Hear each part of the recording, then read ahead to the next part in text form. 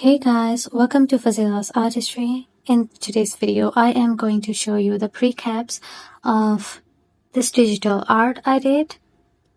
And this digital art is completely black and white.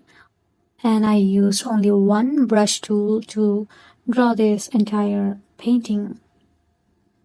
So what motivated me to draw this type of painting? It is a game in 2004, 5, 6, I don't remember that clearly. So it was a game in Nokia button phone.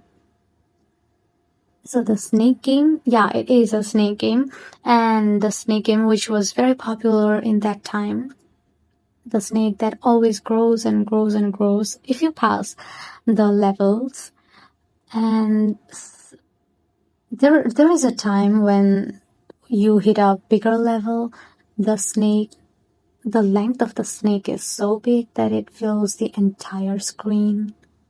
So this painting, this digital painting, almost looks like that.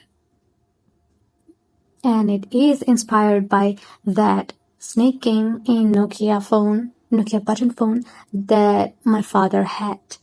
And maybe most of the Gen Z people who are watching this video, maybe your father or mother used to have the same type of phone before.